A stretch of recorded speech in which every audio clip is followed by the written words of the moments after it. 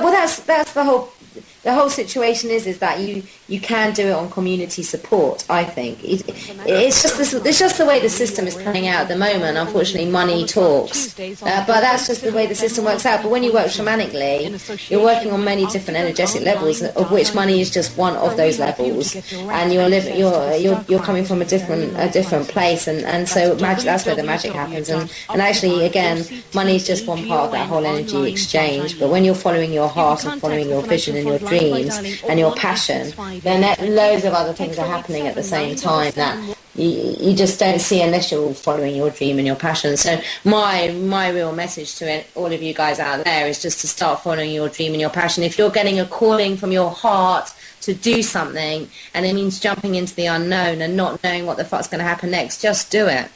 Because it isn't until you jump that you learn how to fly. And we're all standing on the edge saying, oh, if only this gets better, or if only I make a little bit more money, or if only I get this new job, or get this house done up, then I'm going to do that. And that we're all living in that postponement energy of, when this is right, I'm going to do that, rather than listening to the heart and just doing it anyway and doing it now and seeing what happens next. Because it's only when you walk this unknown path, it's only when you jump into the unknown that the magic can happen. It's the divine paradox that the more we sit on the sidelines and wait for it all to happen, the more we're missing the magic. And the moment we become the fool of the tarot, where we just follow our hearts and really follow our passion and really love what we do, that's when the magic and the doors open up. But it's a fearless journey. You have to be a warrior and you have to be courageous, and most of us are too terrified at the moment of actually stepping into that and seeing where it leads us. So that's why most of us are standing on the sidelines. But once you do it and you realise just what it means to fly, then you just think, why didn't I do it earlier?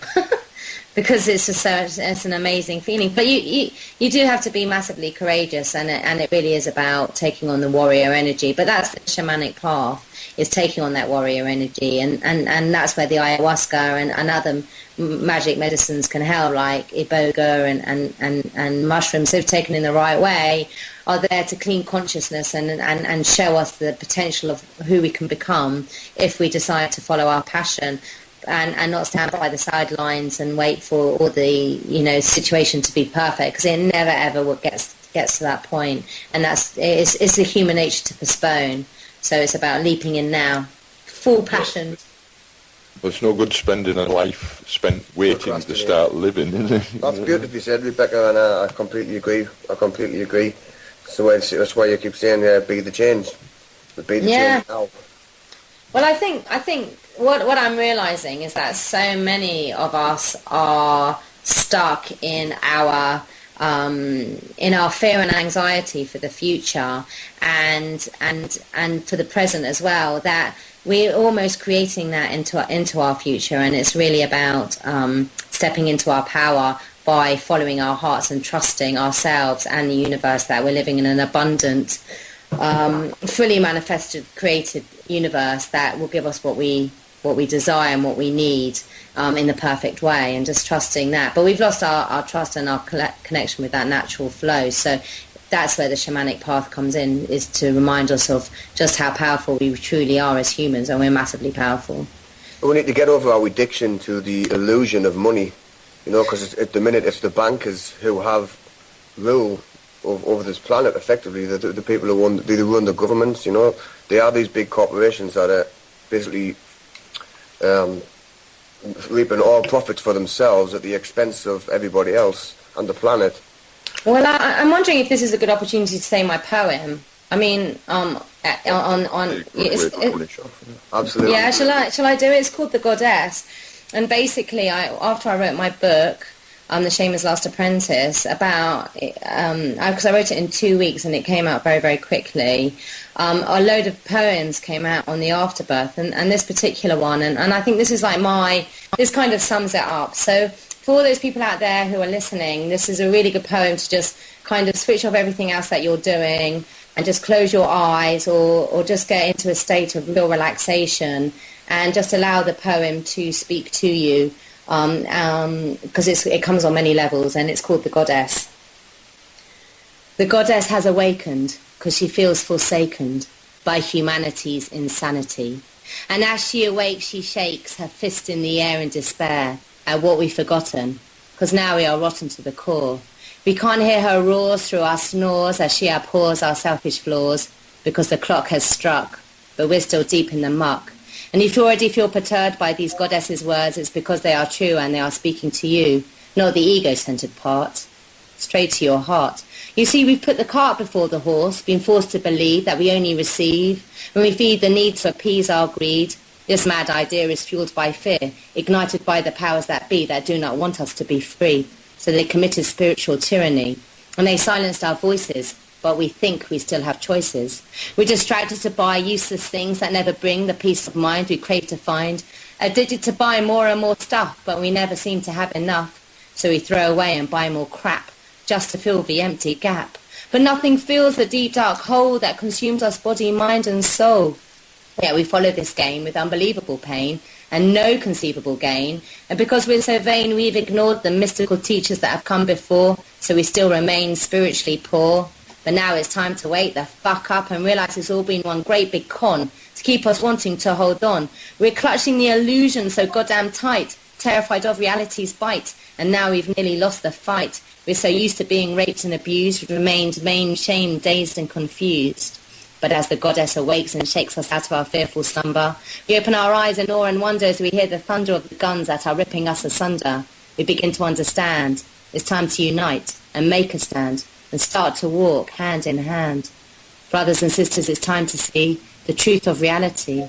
Acknowledge our fragility. For though we try to stay alive, all we do is seem to survive while the truth remains hidden inside. So let go of your pride and need for external stimulation. Except it's all been mental masturbation. For love of self is the ultimate goal, and the unity of body, mind and soul. Everything else is just an illusion, masquerading as the solution. And if you still feel perturbed by these goddesses' words, it's because we don't have to be caged birds, except we are just evolving continuity and fly to fifth dimensional fluidity, where everything is energy, matter and flow, and unrestricted we can grow. But in order to reach that wonderful plane, there is only one path to finish this game. So open your eyes and begin to see that loving yourself is the only way to be, and the power of love that's within you and me is really the goddess leading us to our divinity. Thank you. Outstanding. That was an awesome poem. I'm dumbstruck. Thank you. And that's led us perfectly to the top of the hour. All your listeners out there, if you want some more of this divine poetry, and to check out any of these hemp products or to have a look at Rebekah's book, The Shaman's Last Apprentice, they're all available through our website. It's RebekahShaman.com. Yeah. And just trying to mention all the link sites. That's about all for us tonight, people, but Dean's going to read out with our usual list of people who we need to be grateful for allowing us to do this. So from me, it's good night. Thank you very much for being with us tonight, Rebekah. It's been a pleasure. I hope you'll stay on after we go off air, because I want to get some more details from you, if I may. And, yeah, sure. I'd just like to say thank you to all the listeners as well. And yeah, do find me on Facebook. Go onto our Hemp for People website. We need as much support as possible for hemp. So anything that you want to email me, Rebekah at Rebekah Shaman. Any questions? I can't promise to try and answer all of them, but I'm around and I'm on Facebook, so check me out. Brilliant. So I'm just going to quickly read off all the Freeman sites here over in the United Kingdom. We've got freemanireland.ning.com, northetruth.ning.com, sovereignindependent.com. So this list gets longer every week. Northeasttruth.com, ScottishSovereignSOnTheLand.ning.com, and the new Welsh site is the Free and United Sovereigns of Cymru. And let's not forget, RebekahShaman.com. That's all from us tonight, and we'll play it out with this song now, I think. God bless.